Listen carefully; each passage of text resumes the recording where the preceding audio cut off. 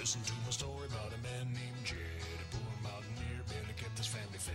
And then one day he was shooting at some food, and up from the ground came some bubbling crude. Can something bubble crudely?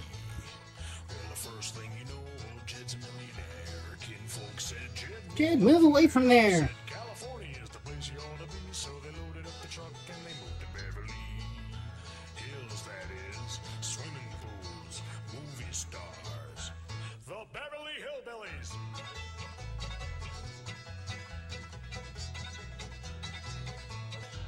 It's hard to drive with all these credits in the way.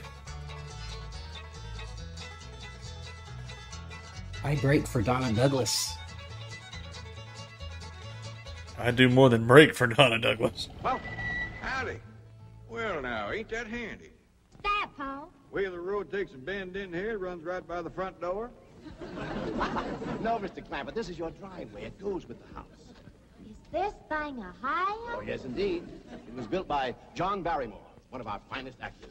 Pretty fair stonemason, too. Hey, Jed! This here is dandy soil. Fine. Get out of the yard, you. But this is Beverly Hills. Dirt is dirt. Yes, I know, but why don't we look around inside, eh?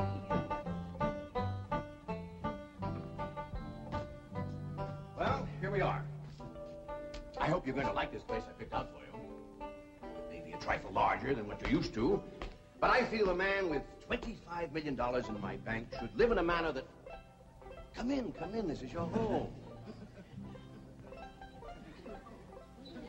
Well,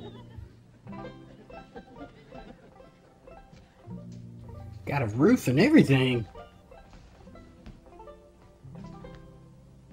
As I say, it may be a bit more than you're used to, but I'm sure you'll be comfortable. Now, my secretary will be over right away to help you with the hiring of servants or whatever problems you may have. She's a very efficient girl, Miss Hathaway. Jed?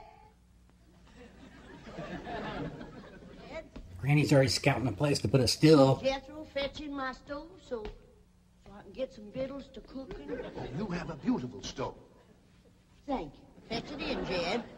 You scare up some wood, Ellie. No, I mean you have a stove already installed. Or chop it down, either one. Where's that? I'll show you. Excuse us. where are her glasses? You go with Granny. She'll still need you to fetch some wood. Sure, Paul. Uncle Jed, guess what?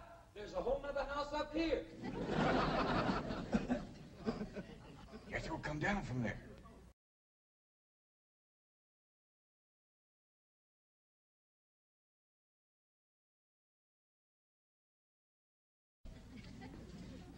You and Jethro fetching my stove so I can get some victuals to cook in. You have a beautiful And stove. get the still going. Thank you. Fetch it in, Jed. You scare up some wood, Ellie. No, I mean you have a stove already installed. Where are her glasses? Where's that? I'll show you. Excuse us. Ellie, you go with Granny. She'll still need you to fetch some wood. Sure, Paul. Oh, Ellie Mae's been creating wood all throughout the 60s. Uncle Jed, Heyo. guess what? There's a whole nother house up here. Jethro, come down from there. Like as not that belongs to somebody else. Here we are. This is your kitchen. Oh, and here's the stove. The last word. That's not a stove, silly. And speaking of food, you'll find everything you could possibly want stored right in here. Eh?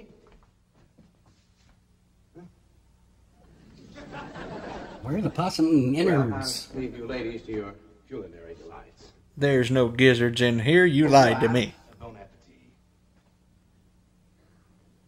Talks gibberish. You seem to set a great deal of store in this here stove, Granny. Well, we'll see.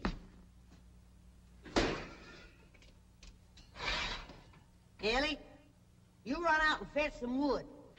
I'll get a fire to going in here and we'll see. Jethro, I hope it's all right for you to be missing school. Oh, sure, Uncle Jed. They ain't strict in the 5th grade. Oh my word. Starting this year. Don't seem like no time at all since I went with your ma to get you started in the 1st grade. You was 6 years old. No bigger than that. We drove clean over to Oxford so you could go to the same school your pa went to. You wouldn't know that town today, Uncle Jed. Oxford? Yes, sir. Where that town has growed and spread out and built up and just There's a kept getting stoplight. bigger. Where today, why, I bet you there must be at least 3 or 4 dozen people living there. A place like that's all right to visit, but I wouldn't want to live there. Where does he think he is now? Any assistance? No, thank you, Mr. Drysdale. We were just talking about Jethro here getting back to school. Oh, well, we have some excellent educational facilities out here, Mr. Clappett. Where do you go to school, Jethro? Oxford. Yeah, you see, Jethro... Well, these same writers went on to work on Three's Company with misunderstandings. Naturally, Jethro, he goes to school there, too. I'm the champion crawdad eater. At Oxford? Jethro put away 3 Ah, yes, that crawdads. prestigious crawdad eating And he's learned cipher club. and everything. Cipher some for Mr. Drysdale. 1 and 1's 2. 2 and 2's 4. 4 and 4's 8. I have to take off my shoes. Come on, you can do it. Oh, no, never mind. I'm sure we're thinking of 2 different Oxfords. You see, there's one that's very, very famous and very old. That's where Jethro goes to school. Been there since pioneer days. That's how come it got its name. It's where the oxen used to ford the river. So folks took to calling it Oxenford, and later on got shortened to Oxford. Well, I'll be running. Oh, by the way, here are your keys. My secretary should be over very soon. Keys? What are Thanks those? very much, Mr. Drysdale, for everything you've been doing for us. Oh, it's my pleasure, Mr. Clappett. You see, I'm not only your banker, I'm your next-door neighbor. Uh-oh. Now, ain't that nice? Well, now, why don't you bring your missus over tonight for supper, and I'll have Granny womp up a mess of grits and hog jowl. Well, you Sounds see, right now, my wife yummy. is in Boston. Well, that's too bad. When she be back? Not too soon, fortunately. I'll see you later. Well, thank you, Mr. Drysdale. So long. Uncle Jed, you reckon one of these days I can have me a little bitty old taste of Granny's moonshine? Now, Jethro, you know the family rule about Granny's moonshine? You get your first taste on your wedding day and not before. Well, Uncle Jed, that might be an awful long time. I ain't even got me no sweetheart. How come? Why, back home, every time I get me a girl, one of them there big fellas would take her right away from me. Maybe out here in Beverly Hills. Paul, could I please have the axe? I gotta split some wood for Granny. Bet you, Jethro. Ain't this place got a wood pile? Not that I could find, but I found No a whole wood row pile? of black old dead tree trunk, pretty near as high as this height. Is it kind of big for you to tackle? Well, shucks, no, Paul. They're only this big around, and all trimmed and topped and strung together with a black rope, so as no matter which one you cut, the others keep it from falling. Somebody had a A right telephone pole. Just the same, I think I'd rather have Oh, I didn't get it. Oh, Paul, let me. Cutting trees and chopping logs ain't no work for a girl. I'm just as strong as Jethro. You ain't neither. I am so. You ain't neither. Fight, And so fight, too. fight. You want to wrestle? Darn too. A lot of men in the 60s wanted to wrestle Ellie Mae. Don't get hurt. Yeah, you see, you're getting too rough. Jethro. Person can get crippled from a hold like that. Get up from there. Poke her eyes out. Poke her eyes out. You turn him loose and get up from there before I take the strap to the boot. Now, here, you get out there and chop down one of them tree trunks and saw Granny some nice logs. Yes, sir, Uncle Jed. Could have whooped you if you hadn't tripped me. Okay? Come back here. Sit down, I want to talk to you. Whoop them fair and square, and I'll do it again. You won't. That's what I want to talk to you about. Ellie Mae, you're getting too big to wrestle with boys. I ain't as big as Jethro. Big that way, I mean, growed up. You're a young lady now. And out. Minding your manners and fixing yourself up real nice, and wearing dresses. And making moonshine with Granny. Sis. It ain't sissy for girls to act like girls. You see, Ellie, I raised you like a boy, and I was wrong to do it. I reckon every man liked to have a son, and you was my only young'un. And when your ma passed away, I just decided to turn you into a boy. By the time Granny come to help out, you was too wild to tame. By thunder, you could outrun, out-climb, out-fight, and out-shoot every boy in them hills. Still can, Pa. Yeah, but it ain't fitting. It ain't right for folks to go against nature. I'll look at old Duke. Reckon we could turn Women shouldn't have individual personalities. No. That's right.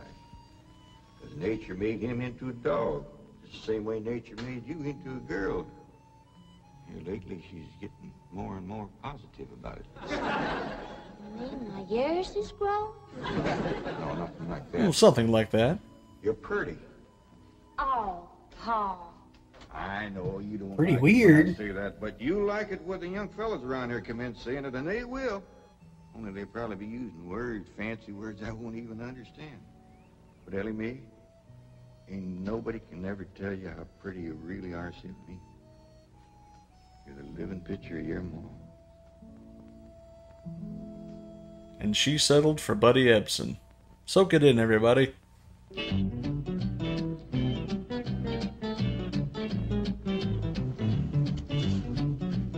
Dave Brubeck Quartet, everybody.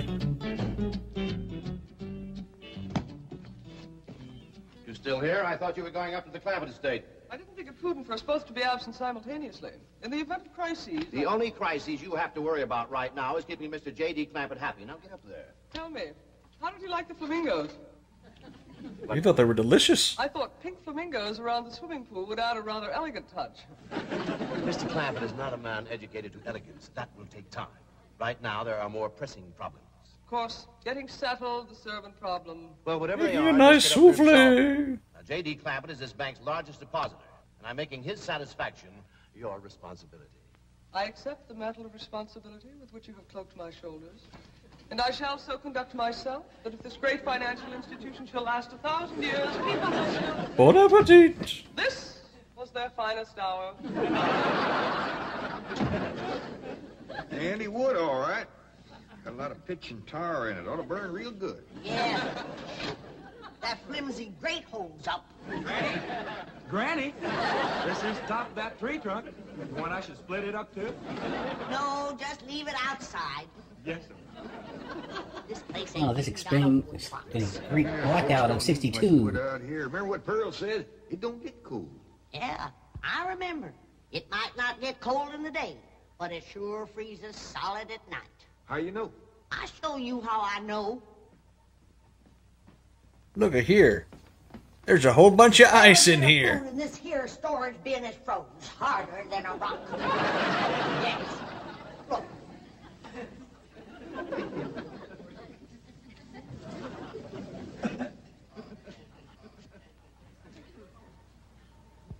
Mighty thin-skinned hog. But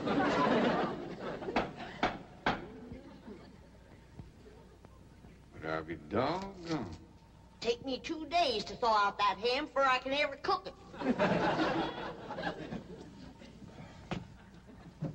Well, might as well unplug it and let it all fall. Store food up against the north wall. Why, we'll dig us a root cellar and we put all this stuff in it. Jethro, go on out there and catch us a chicken. Okay, Uncle Jay.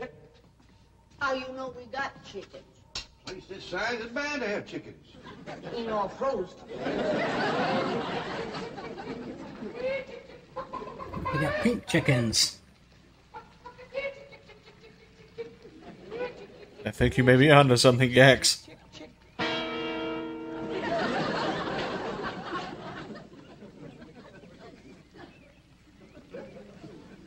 I thought she meant the plastic ones. Oh my God, no!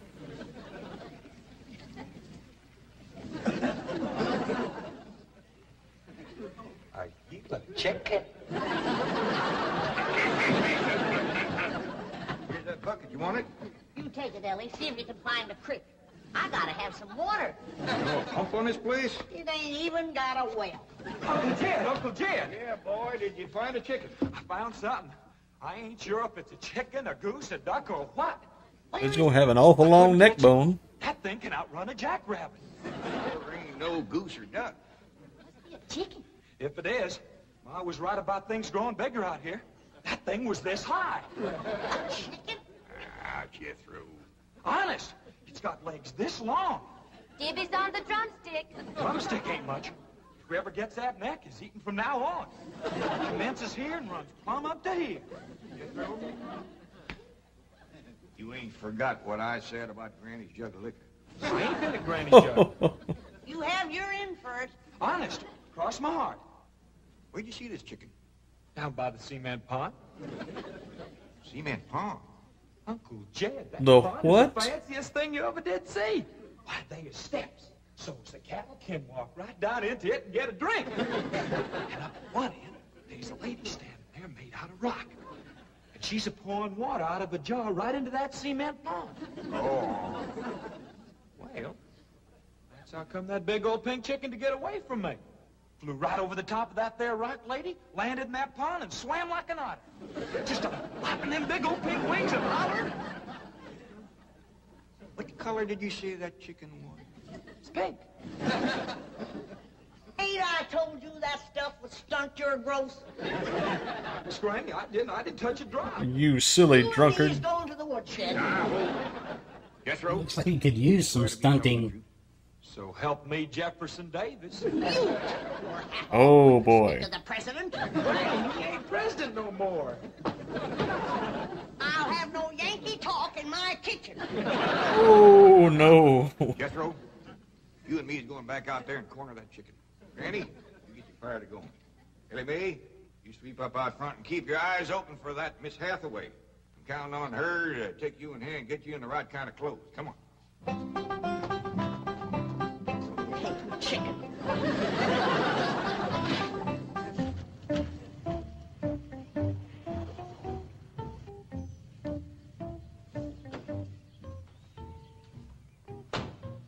You there, young man? I ain't a young man, but I sure do thank you for thinking so. Good heavens, you're a girl. Yeah. I'm Oh, she Jane noticed, all Drysdale, right. Executive Secretary to Mr. Drysdale. And you, I take it, are a domestic of some sort? Cleaning girl, housemaid? Just what are your duties with Mr. Clampett? Well, he sent me out here to sweep up. But he said you'd take me in hand and get me the right kind of clothes and everything. Indeed, I shall. We have a complete servant's wardrobe from chef to chauffeur. Come with me. What in the name of Thomas Chippendale is this? My goodness. This disgraceful and unsightly mound of debris? Oh, yes, ma'am. This is all his. Oh, what charming antique. Just like you said, Jethro. Rock lady pouring water into a cement pond. Yes, sir. And over there's where I seen that great big pink chicken. Only thing is, it don't sound like a chicken. It makes a kind of hollering noise. New KFC Kentucky Flamingo chicken.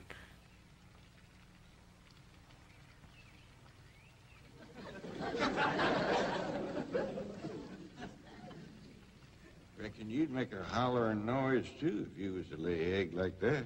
I ain't no man. That's what I call an egg. And you won't have to worry about food now.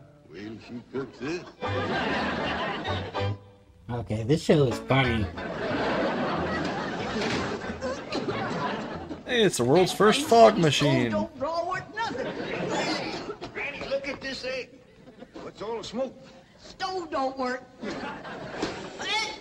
Probably just a stuffed-up flue. Ain't got a flue. Ain't even got a stovepipe. Well, I'll get the shovel and a hoe and rake it out of there. Here, you keep this egg.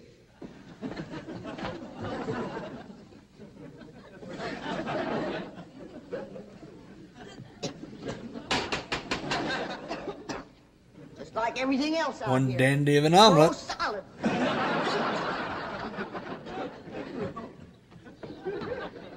Really, my dear, you look quite charming. Well, I feel like a dad blamed fool. Oh. Just a moment. Yes, sir. Now I'll be right back. Oh, that was my pa.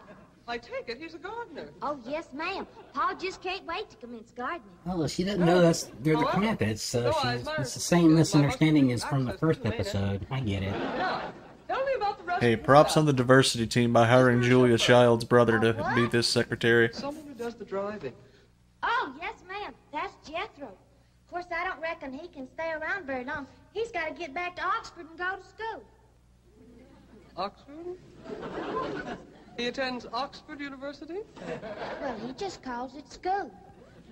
Pa went to school there, too. Oh, yes. Old school time. Great pride, those Oxford men. Sorry I couldn't stop before. Granny was having trouble in the kitchen. Pa, do I have to wear this here stuff that Miss Hathaway... No, there can be no appeal from Mr. Clampett's orders. Thank you, ma'am. Glad to see you taking a firm hand. Ellie Mae, that's right pretty. Makes you look taller. She's got me walking on pegs. We'll run in and show Granny. And get rid of those old clothes, dear. Granny, I presume, is the cook. Yes, ma'am, but she ain't too happy about it right now. I shall deal with her directly. Now, let's see. Maid, gardener, cook, chauffeur. Oh, I understand Jethro is an Oxford man. You bet he is. I'm quite anxious to meet him. Oh, we're all sure of it. Fine-looking young feller. Single, too. And he's on the lookout for a girl. Oh. I am only interested in the intellectual rapport, which I've... I only identify as a girl. I presume you went to Eton as a boy. If I know Jethro, he went to Eton the minute he was born. Yes, of course. I suppose his father matriculated him. I kind of think maybe it was his ma. Oh, well, no matter. At any rate, he's an Eton man. That he is. Matter of fact, Jethro won the Eton championship. Oh, marvelous. What was he champion of? Eton. Yes, I know. But what was it? Cricket? Oh, no, it was crawdad. I don't think even Jethro would eat crickets. I was referring to the game of cricket. Gillian, where's the axe? I'll bet you, Granny. You talk to Miss Hathaway. And just why does Cook need an axe? I've hit this with everything I Oh, hey, there are I glasses. even wanted with an iron skillet. You are supposed to hit it with a croquet mallet. All right, where is it? I don't think I'll tell you. There is a time for work and a time for play. Now then, what are we cooking for Mr. Clampett? Well, I don't know what you're cooking him, but if he wants any victuals from me, somebody better shoot a possum. Possum? You got a better idea? But of course, a nice big fluffy souffle. All right. Bon appetit! You skin it. You don't even know what a souffle is. What kind of a cook are you? I'm a cook with a stove that don't draw, food that's froze solid, chickens that can't be caught, eggs that can't be broke, and a smart alecky city woman telling me my business. That's what kind of a cook I am. Mind your tongue, You little get her, woman. sister. I can have your job. You sure can, and the sooner the better. Jethro's coming, and just wait till you see what he's got. Thank heaven. Now I can have an intelligent conversation. Look, Granny, I got that big chicken. I hope it ain't as tough as its egg. That is a flamingo. Oh, no, ma'am. That's my nephew, Jethro. Jethro, say hello to Miss Hathaway. I did, ma'am. That's the big dangest chicken you ever did see. You go to school at Oxford? Yes, ma'am. I'm in the 5th grade. Stop bragging and wring that chicken's neck. Ellie Mae! No, stop, you barbarians. Don't harm one feather of that beautiful bird. I've taken just about as much as I'm going to take from you. Yeah, Granny. Ellie, you get the fire going under the big kettle outdoors. Young lady, where is your maid's uniform? I ain't going to work. Oh, yes, you are. No, I ain't. Oh, yes, you are, if I must subdue you forcefully. I wouldn't try that. I'd say cat fight, but there's really only one cat. I'll settle on her, Ellie. You get the fire to go. Now, here, Granny. Come on, let her up. Get off of her. You are discharged. All of you. Sacked. Fired. I am the most incompetent, insubordinate, belligerent group of domestics it has ever been my misfortune. Hathaway! Ah, Chief, you're just in time to help me take disciplinary action. You're fired. I've already told them. Not them, you. These people are the Clampetts. Clampett? Now go back to the office and pick up your severance pay. You are through. Now, Mr. Drysdale, hold on a spell. I reckon there's been a kind of a misunderstanding. But this little lady's been a right big help to us. Why, she fit in just like one of the family. Matter of fact... Oh, thank you, sir. Ain't that right, Miss Hathaway? Yes, and... Yeah. Jethro, you can take that pink chicken back out to the cement pond. We're going out and shoot us a nice, big, fluffy souffle.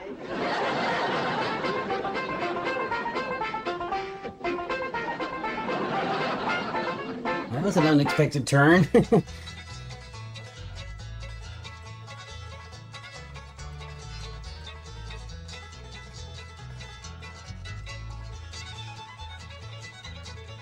I wonder what Nancy Culp did after this show canceled. I'm not sure. I don't think she's been anything else that I know of. Classic performance. Oh yeah. Maybe the Mrs. Hathaway residuals kept coming in.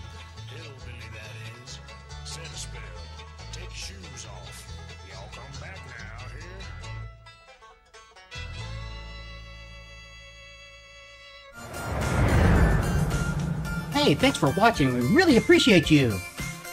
Hey, if you want to see more, leave a comment, like, and subscribe, you puny humans. See you next time. Bye.